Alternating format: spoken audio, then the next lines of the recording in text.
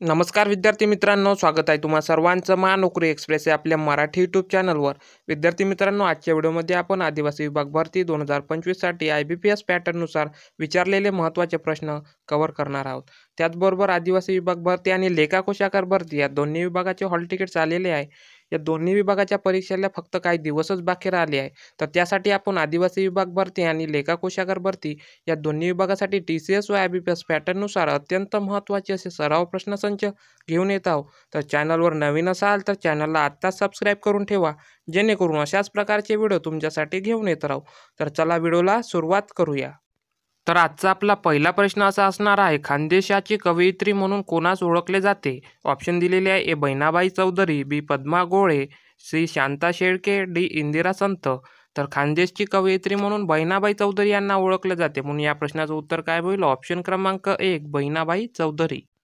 त्यानंतर दुसरा प्रश्न आहे, काझीरंगा राष्ट्रीय उद्यान कोणत्या राज्यात आहे? तर ऑप्शन काय दिलेले आहे? ए मेघालय, बी आसाम, सी पश्चिम बंगाल, डी बिहार. तर काझीरंगा राष्ट्रीय उद्यान कोणत्या राज्यामध्ये आहे? तर आसाम या राज्यामध्ये आहे, म्हणून या प्रश्नाचं बरोबर उत्तर होईल ऑप्शन क्रमांक बी आसाम. त्यानंतरचा प्रश्न आहे, वंदे मातरम हे राष्ट्रीय गाणे कोणी लिहिले? ऑप्शन दिलेले आहे: रवींद्रनाथ टागोर, बी मोहम्मद इक्बाल, सी बंकिमचंद्र चटर्जी, डी महात्मा गांधी. तर वंदे मातरम हे राष्ट्रीय गाणे बंकिमचंद्र चटर्जी यांनी लिहिले, म्हणून या प्रश्नाचं उत्तर होईल ऑप्शन क्रमांक सी बंकिमचंद्र चटर्जी. त्यानंतरचा प्रश्न आहे, प्रश्न क्रमांक 4, संयुक्त राष्ट्रसंघाचे आंतरराष्ट्रीय न्यायालय कोठे आहे? तर ऑप्शन दिलेले आहे: A Hague, B Paris, C New York, D Tokyo. तर संयुक्त राष्ट्रसंघाचे आंतरराष्ट्रीय न्यायालय हे हेग या ठिकाणी आहे, म्हणून या प्रश्नाचं उत्तर होईल ऑप्शन क्रमांक ए हेग. त्यानंतरचा प्रश्न आहे, प्रश्न क्रमांक 5, दास कॅपिटल हा ग्रंथ कोणी लिहिला? ऑप्शन दिलेले आहे: A Dadabhai Naoroji, B Frederick Engels, C Alexander Pushkin, D Karl Marx. तर दास कॅपिटल हा ग्रंथ कार्ल मार्क्स यांनी लिहिलेला आहे, म्हणून या प्रश्नाचं उत्तर होईल ऑप्शन क्रमांक डी कार्ल मार्क्स. त्यानंतर आहे प्रश्न क्रमांक 6, पहिले महायुद्ध केव्हा सुरू झाले होते? ऑप्शन दिलेले आहे: 1945, बी 1914, सी 1919, डी 1935. तर पहिलं महायुद्ध हे 1914 मध्ये सुरू झालं होतं, म्हणून या प्रश्नाचं उत्तर होईल ऑप्शन क्रमांक बी 1914.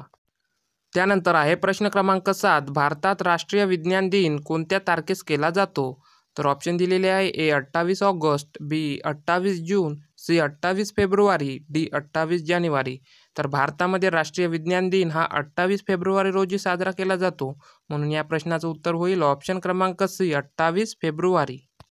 त्यानंतरचा प्रश्न आहे, प्रश्न क्रमांक 8, भारतीय संविधानाचा सरनामा म्हणजे काय? ऑप्शन दिलेले आहे: ए लोकशाही, बी परिशिष्ट, सी प्रस्तावना, डी उद्दिष्टे.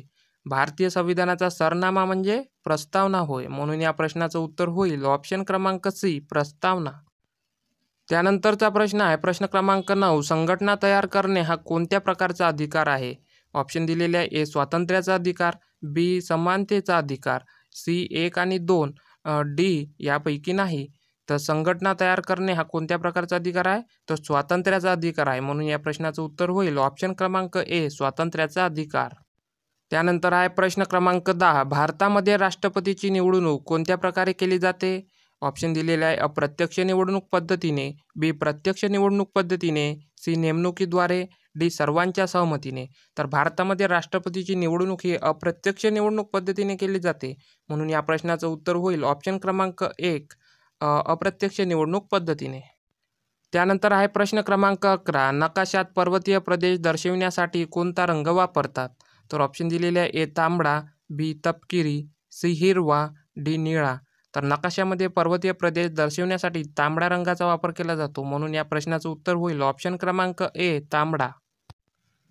त्यानंतर आहे प्रश्न क्रमांक 12, महाराष्ट्रातील प्रमुख हातमाग वस्त्रोद्योग केंद्र कोणते? तर ऑप्शन दिलेले आहे: ए कोल्हापूर, बी मुंबई, सी इचलकरंजी, डी छत्रपती संभाजीनगर. तर महाराष्ट्रातील प्रमुख हातमाग वस्त्रोद्योग केंद्र हे इचलकरंजी येथे आहे, म्हणून या प्रश्नाचं उत्तर होईल ऑप्शन क्रमांक सी इचलकरंजी. त्यानंतर आहे प्रश्न क्रमांक 13, नॅशनल डिफेन्स अकॅडमी कोठे आहे? ऑप्शन दिलेले आहे: ए पुणे, बी मद्रास, सी देहराडून, डी हैदराबाद. तर नॅशनल डिफेन्स अकॅडमी हे पुणे या ठिकाणी आहे, म्हणून या प्रश्नाचं उत्तर होईल ऑप्शन क्रमांक ए पुणे. त्यानंतरचा प्रश्न क्रमांक 14, नंदुरबार येथे कोणता विद्यार्थी गोळीबारात हुतात्मा झाला? ऑप्शन दिलेले आहे बाबू गेनू, बी शिरीष कुमार, सी अच्युतराव पटवर्धन, डी असीम कुमार. तर नंदुरबार या ठिकाणी कोणता विद्यार्थी हुतात्मा झाला? तर शिरीष कुमार हा विद्यार्थी गोळीबारामध्ये हुतात्मा झाला, म्हणून या प्रश्नाचं उत्तर होईल ऑप्शन क्रमांक बी शिरीष कुमार. त्यानंतर आहे प्रश्न क्रमांक 15, विद्वांच्या शिक्षणासाठी अनाथ बालिकाश्रम कोणी सुरू केला? तर ऑप्शन दिलेले आहे महर्षी कर्वे, बी गोपाळ गणेश आगरकर, सी पंडिता रमाबाई, डी महात्मा फुले. तर विद्वांच्या शिक्षणासाठी अनाथ बालिकाश्रम महर्षी कर्वे यांनी सुरू केले आहे, म्हणून या प्रश्नाचं उत्तर होईल ऑप्शन क्रमांक ए महर्षी कर्वे. विद्यार्थी मित्रांनो, व्हिडिओ आवडल्यास व्हिडिओला लाईक करा आणि आपण आदिवासी विभाग भरती आणि लेखा कोशागार भरती या दोन्ही एक्झामसाठी महत्त्वाचे सराव प्रश्नसंच घेऊन येत आहोत. तर चॅनलवर नवीन आला असाल तर चॅनलला आता सबस्क्राईब करून ठेवा. भेटूया पुढच्या नवीन एका व्हिडिओमध्ये. तोपर्यंत धन्यवाद.